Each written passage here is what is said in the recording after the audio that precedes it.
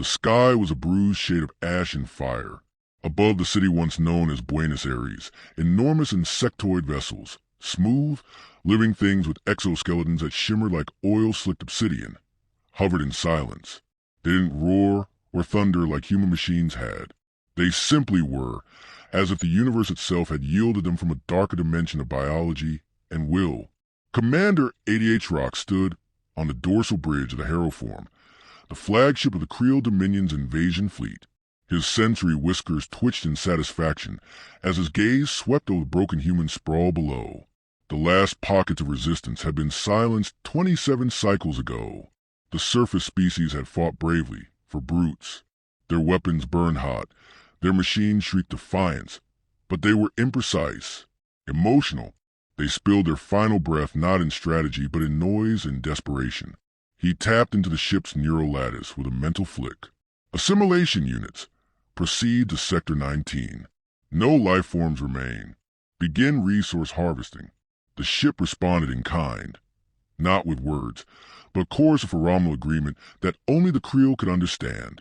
The bio-lattice throbbed beneath his feet, and the air grew briefly sweet with the taste of obedience. He allowed himself a moment to remember the first time he'd encountered humans. They had sent a message when the Creel ships entered lunar orbit. A simple greeting, wrapped in binary code and chemical symbols.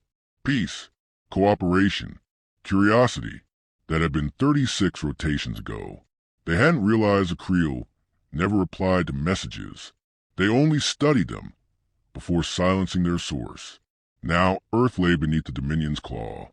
The Creel had no need for prisoners, but they had made one exception. Deep within the Harrowform's neural chamber, a single human was kept alive. Female midlife combat trained. She called herself Captain Mara Voss, and she had not begged. That made her useful. Fascinating, even. HFY entered the chamber through a sphincter-like portal, the walls pulsing gently around him. The human sat in a containment cradle, her limbs restrained by biofilaments that glowed faint blue with sedatives. "You've lost," he said in flawless English. She lifted her head slowly, blood crusting at the corner of her mouth. "You really believe that?" HFY tilted his head. "It is not belief. It is calculation. Your planet is secured. Your armies are vapor. Your people scattered like vermin. What remains is harvest." She chuckled, a sound that was both dry and defiant. "Then why keep me alive?" "Curiosity," he admitted. "You have seen more than your kind. Fought better. I would understand why your species resists when resistance is useless." She didn't answer immediately. Instead, she stared at the ceiling, where a translucent membrane shimmered with distant stars. "Because it's not useless," she finally said. "You think you've won, but you only saw what we let you see." HFY narrowed his central eye. "Explain." Mara Voss smiled, slow and deliberate. "I could, but then I'd miss the look on your face when you realize." He stepped closer, lowering his claws to her jawline, but didn't touch. "You will explain." "You made the same mistake every empire makes," she whispered. "You thought we were fighting to win. We were just buying time." He regarded her for several seconds, silent. Then he exited the chamber. She watched him go, her smile vanishing the moment the walls sealed behind him. Her fingers twitched once in the cradle. A coded signal, embedded in muscle memory, triggered a dormant transmitter deep inside her collarbone. On a frozen outpost buried beneath Antarctica's crust, the signal was received. Far from the devastation, the colony formerly known as Outpost Veritas began to awaken. Ice cracked like cannon fire as seismic pulses rippled through bedrock that hadn't moved in centuries. A dormant AI, cold and alien even by Earth standards, blinked into awareness. Signal. Authorization code Delta 79. Subject. DSI protocol. Status. Green. Deep in its vaults, rows of suspension chambers hissed open. Inside them were not soldiers, but monsters designed, bred, and locked away for a moment exactly like this. Back in Buenos Aires, the aliens moved swiftly.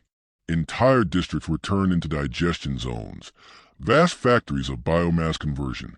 Humans, when found, were reduced to raw carbon and mineral feed. And yet, Small groups continued to resist, not out of hope, but because they knew no other way to live. One such group had made it into the ruins of the National Observatory, using scavenged tech and old, encrypted uplinks to monitor sky traffic. "That's another spike," muttered Jazz, hunched over the jury-rigged console. Pulse came from the southern hemisphere, deep and weird. "Send it to HQ," replied Kaido, the group's nominal leader. He was barely 20, but the war aged people quickly. "You think it's real?" Jazz asked. "That monster project?" "They nuked our cities," Kaido said, his voice hollow. "We needed something worse to survive." The console beeped. Second signal confirmed. Jazz said, "They didn't cheer. They didn't cry. They just looked at each other, sharing the silent dread of what might happen next." 88 Rock stood at the peak of the hive spire, his gaze turning toward the southern pole. Something had shifted, a disturbance in the planetary crust, subtle but undeniable. The Harrowform's neural map pulsed with uncertainty. He connected to the Dominion Council via subspace relay. The holograms of other commanders shimmered into view, all sharing variations of the same sleek, emotionless face. "Earth exhibits abnormal behavior," he reported. "Pattern deviation detected." Counselor Zexvarn replied, "Statistical anomalies are expected. Do not divert resources." "I disagree," 88 Rock said. The council hesitated, an unusual thing. For a moment, there was silence. Then another voice, older and deeper, spoke. "Send a probe, and keep the human alive."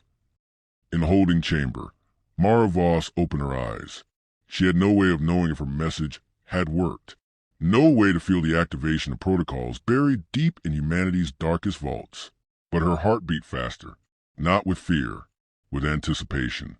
The cradle pulsed once, sensing her physiological change.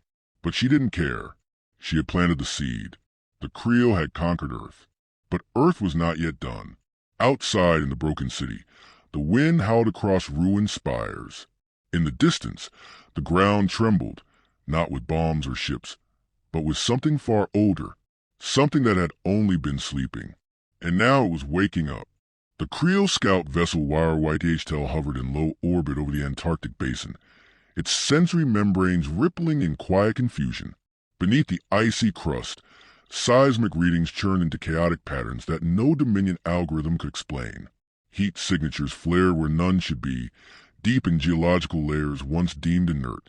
From orbit, it looked like the Earth had developed a fever. 88 Rock reviewed the data with growing displeasure. He had ordered the probe as a gesture of caution, not belief. Now, he questioned whether his wariness had come too late. The fluctuations weren't just thermal, they were rhythmic, almost biological. He stood silent in Harrowform's central nexus, suspended in the vertical meditation cradle, surrounded by coiling thought vines that connected his mind to the ship's brain. For the first time since the invasion began, the Creel commander experienced something close to unease. "Dispatch a ground team," he ordered through the link. "Full sensory spectrum. Engage caution parameters." Across the planet, the Creel continued to strip resources with clinical efficiency. Cities had become larders, forests were shredded into nutrient paste, oceans churned by atmospheric harvesters. Yet this southern anomaly, this heartbeat under the ice, threatened the illusion of total control, unseen, unfought. Until now, far beneath the frozen continent, Project Deicide roared back to life. The vault had no windows, no surface entrance. Its walls were composed of carbon-laced alloys designed to withstand tectonic collapse or nuclear strike. Inside, systems that slumbered for over a decade flickered on as the biometric signal. Mara Voss's final act. Trigger a failsafe that only a handful of humanity's leaders had ever known. The facility's AI, named Chorus, booted into minimal consciousness. Unlike traditional artificial intelligence, Chorus had no personality, only voice and purpose. Protocol Delta 79 activated, releasing chamber locks. Genome catalysts stable. Waking sequences begin. Fluid hissed through serpentine tubes as cryo chambers unsealed. The first move was Unit 13, designated Kane. He did not rise so much as unfold. Kane's body was humanoid only in symmetry. 9 feet tall, his muscles weren't composed of flesh but a weave of carbon tendrils, wrapped around a shifting inner core of heat and plasma. His face was expressionless, segmented with ceramic bone plates, eyes like eclipse rings with no iris or sclera, just black gravity wells that saw too much. He did not speak. He simply knew where he had to go. Other giants began to stir. Some resembled mythological beasts, 4-legged titans with bioluminescent ridges, horned silhouettes, and translucent organs that pulsed with ambient radiation. Garanthrax, the thermogenic apex predator. Nimera, the amphibious long-range devastator. And the Howler, an auditory disruption beast whose voice once shattered a mountain range during testing. They were not tools. They were not weapons. They were warnings. Somewhere north, near the edge of the Brazilian wastes, a Creel patrol ship dropped into subatmospheric drift. Its objective was simple: track a series of electromagnetic bursts that had laced through the planet's magnetosphere, originating near the South Pole. The ship glided silently over petrified forests and glassy plains where cities once stood. Then something moved on the horizon. At first, they thought it was a mirage, just heat refracting off ruined terrain. But then it stepped into view. The patrol sensor chief had no name, only a caste rank. It saw the approaching form and sent an immediate distress signal. Not an analysis, not an attack command. Just one word pulsed across the Creel network. Error. Garanthrax emerged from the dust storm, his entire body glowing faintly with the heat of the Earth's mantle. Towering over 80 meters tall, he moved like a living tectonic plate. Slow, ponderous, but inevitable. His mouth opened, revealing a throat lined with thermal cores, each pulsing brighter as he inhaled deeply. The patrol ship tried to ascend. It didn't make it halfway. Garanthrax exhaled. The breath wasn't fire. It was pressure, heat and gravitational distortion, all compacted into a sonic fusion wave that atomized the ship midair. No pieces fell, only steam. Creel orbital scanners picked up the loss. Then another, and another. On the Harrowform, 88 rocks stared at the red pulses marking fallen vessels. It had started with 1, then 6 more. Then the entire grid near the southern hemisphere went black. No distress signals. No survivors. Just silence. Begin withdrawal of non-essential fleets, he ordered. Divert atmosphere harvesters to high orbit. Prepare reinforcements. Counselor Zex Varn appeared on the neural screen, his voice like knives scraping against thought. You retreat. I adapt, 88 Rock growled. Something ancient moves on this world. Something unlogged. Zex Varn hesitated. A threat from humans? 88 Rock's eyes narrowed. Not humans. Not exactly. But theirs. And they knew. Mara Voss lay still in her cradle. The sedatives were lighter now. Creel technology adapted for compliance, not comfort. But she could feel again. Her lips curled into a grimace as pain returned. Good. That meant her body was still hers. She had no idea how many days had passed. Time inside a bioship was a blur of pulses and phenomenal shifts, impossible to track. But she felt the tension in the air change.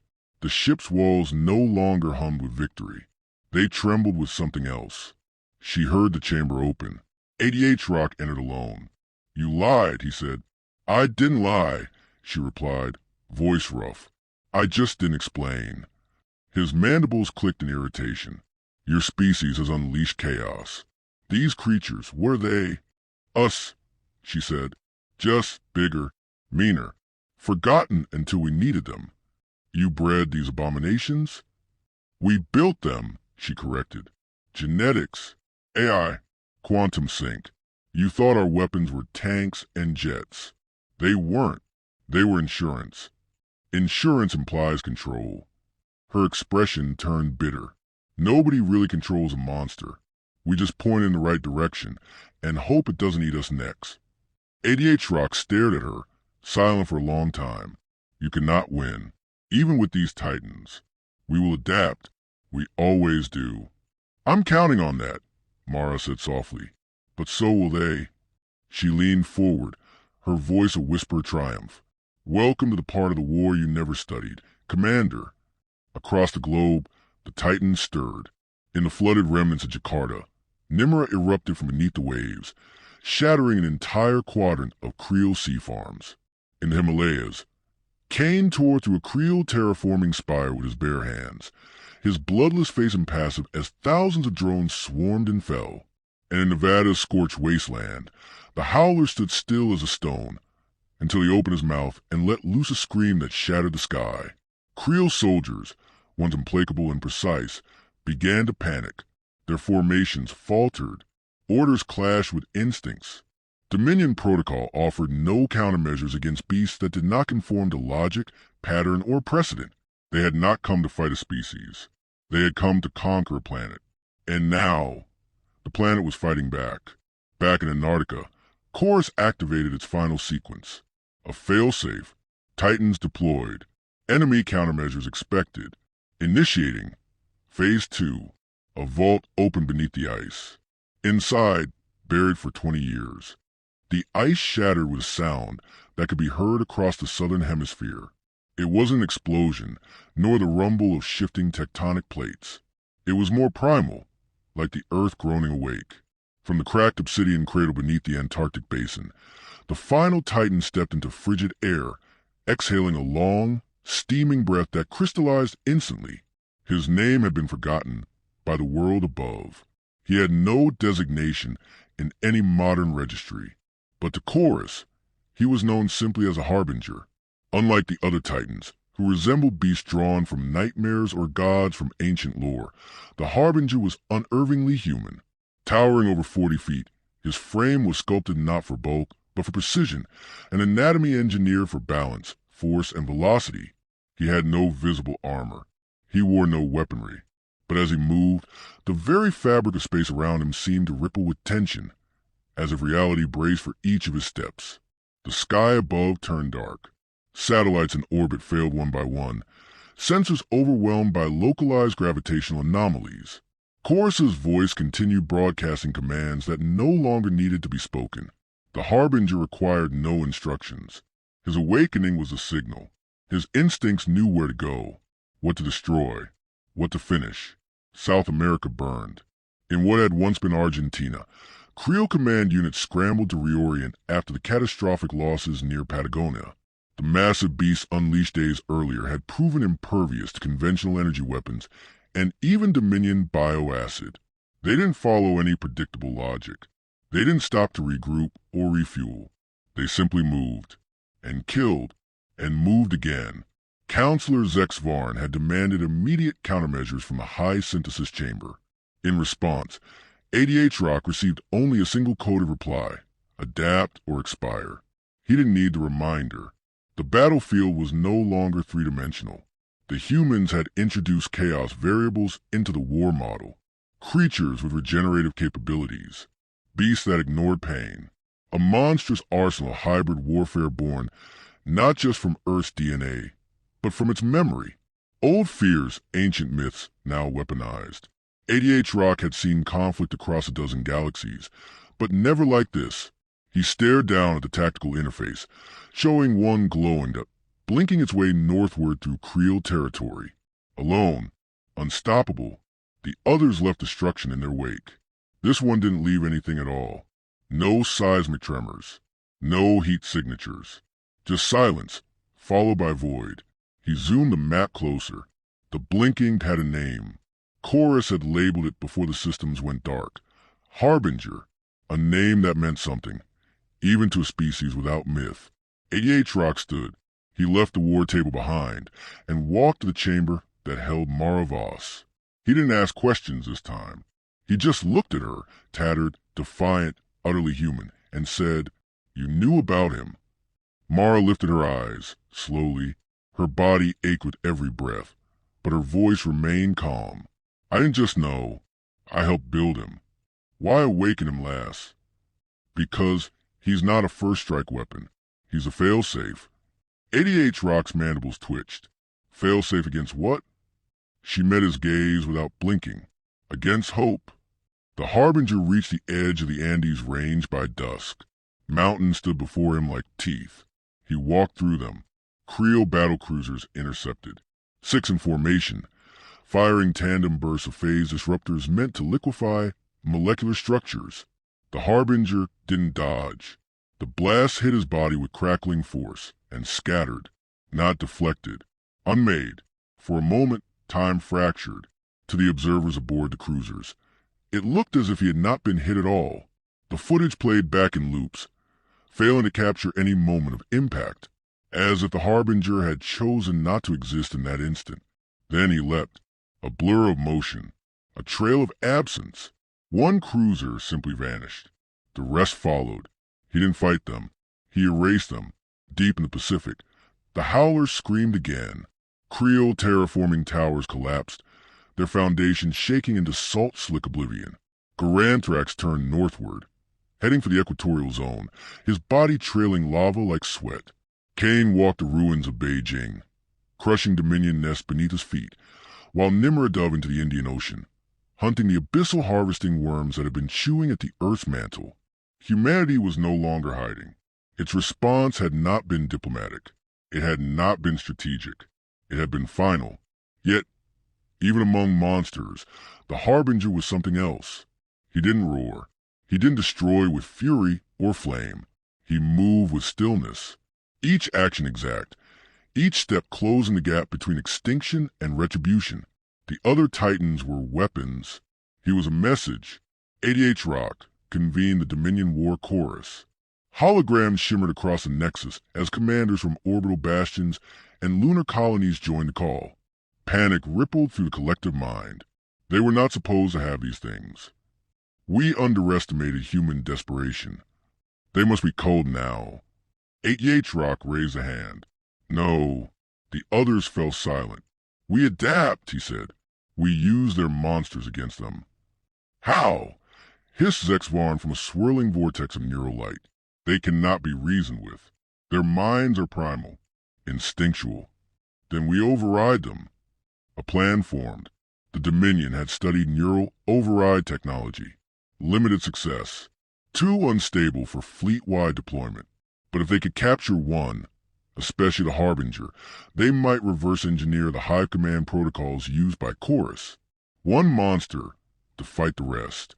88 Rock committed all resources to the effort. Every scout drone, every remaining ground unit, every high-yield psionic emitter in range. They would bait him. They would trap him. They would turn the last human hope into their greatest weapon. The bait was a city, Rio de Janeiro, now hollowed, occupied only by Dominion biosacs and repurposed bone structures. They lined the streets with false signals, cry for help, distress beacons.